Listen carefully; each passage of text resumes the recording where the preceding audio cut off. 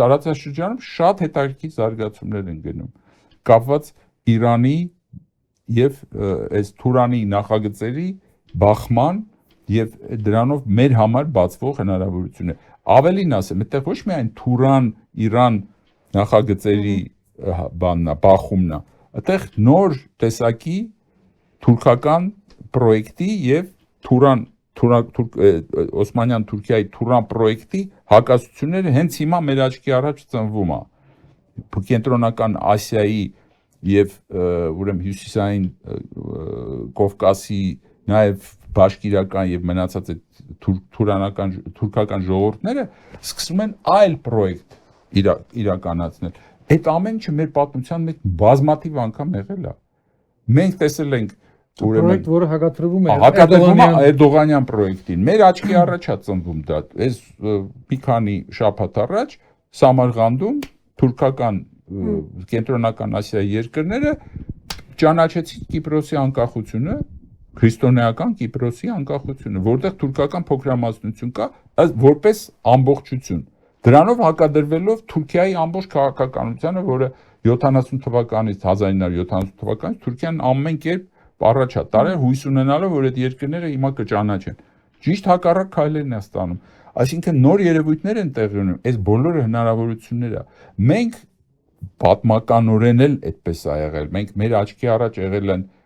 թուրքական ցեղերի արշավանքներ, սկզբից ասենք, երբ որ եկան մի ցեղեր եկան, հետո դրանից հետո երկրորդ ցեղերը եկան, այդ առաջի ցեղերից սկսեցին կոտորել, հետո մոնղոլները եկան, սկսեցին նրանց էլ կոտորել, սրանց էլ կոտորել։ Եվ այդ ամեն ինչի մեջ հայ ժողովուրդը կարողանում էր այդ գիշատիչների արանքում լուծումներ տալ, հետո անգամ այդ գիշատիչների մեջ գլխավոր բանակցող էր։ Իսկ հիմա նույն խնդիրը հիմա գոյություն ունի։ Խնդիր գոյություն ունի, որտեղ մենք գտնվում ենք մեր պատմականորեն մեր ճակատագիրն է, որից չպետք է հրաժարվենք, դա մեզ նաև հնարավորություններ է ստեղծում։ Այդ վտանգը, սպառնալիքը ապրել ուրեմն քաղաքակրթությունների ճեղքվածքի վրա ոչ միայն վտանգ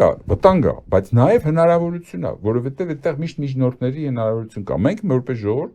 այդ այն պահերին, երբ որ վերելք ենք ունեցել, կարողացել ենք հասկանալ եւ բոլոր կողմերը մեզ ընդունել են որպես միջնորդ։ Սկսած Կիլիկիայից, հետո դրանից հետո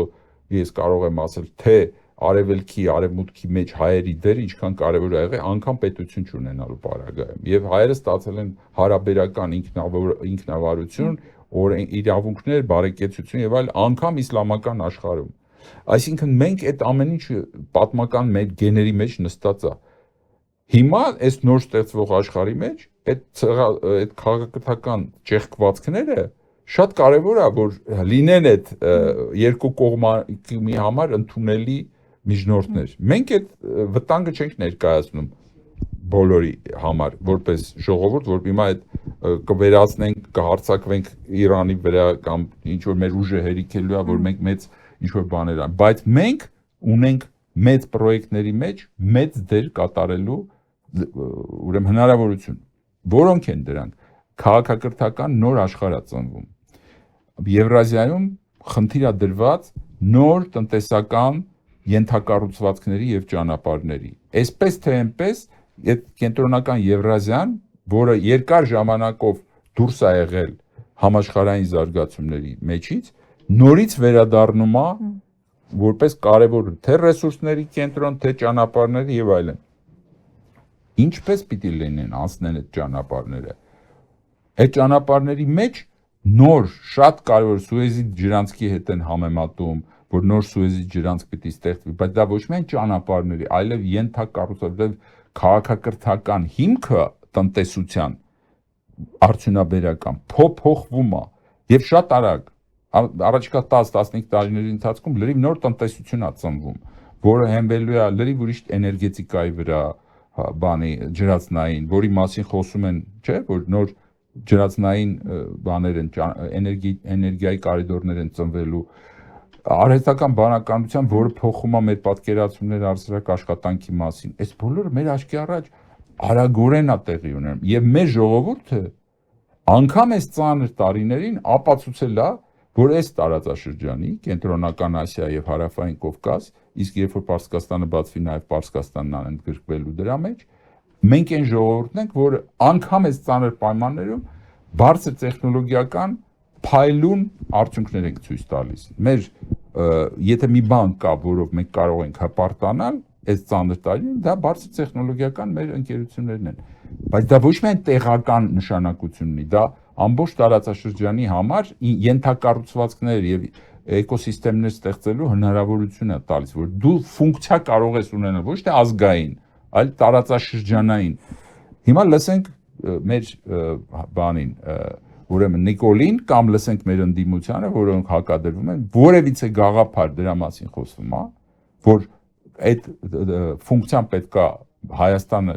կարողանա իր դրոշի վրա վերցնի եւ գնա խոսի այն ուժերի հետ, որոնք մեծ պրոյեկտներ են իրականացնել։ Հակառակ դեպքում դու ես պետք բնության մեջ ավելորդ ինչ որ մի հատ բան ես, որը ուղղակի որպես ավելորդություն վերանալու ես։ Հենց այդպես էլ ցույց են տալիս այդ ուժերը, որ մենք ոչ մի բան որտեվ եթե Նիկոլին լսենք, մեր ամբողջ լավագույն բանը, որ պետք է 2050 թվականին լինի, դա պետք է աշխարհի ֆուտբոլի 3-րդ երկիրը դառնանք, չէ՞։ Այո։ Այդ չի իր ասածը 5 միլիոնանոց երկիր, որը իրենց ոչ մի բան չի ներկայացնում, ոչ կողքը 100 միլիոնանոց երկրներ են, ինչի պետք է իրանք թույլ տան, որ դու լինես այդտեղ։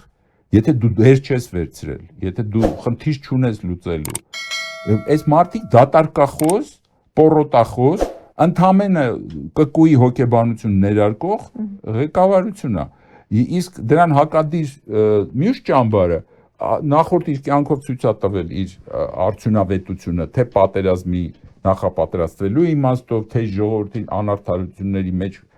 նեղացնելու իմաստով, այսինքն կա ուրիշ երրորդ հնարավորություն, որը մեր ժողովուրդը պետք է տեսնի այդ հնարավորությունը, սկսելով իրենից, ոչ թե փրկիչ փնտրելուց, այլ ինքն իրեն հարցնելուց։ Դու արժանապատվություն ունեցող մարդ ես, թե ոչ։ Եթե ունես, ուրեմն Աստված քեզ պահում է ինչ-որ բանի համար։ Եթե դու չունես դա, կգնաս կկորես այդ ամեն ինչ մեջ, կդառնաս լավագույն դեպքում գնչուի ճակատագիր ունեցող այս կամ այն երկրում թափառող սրանց կամ նրան ծառայող ընդամենը այդ ծառայամիտ մի ամբողջություն։ Դա էլ հարցը ամբողջություն կլինես թե ոչ։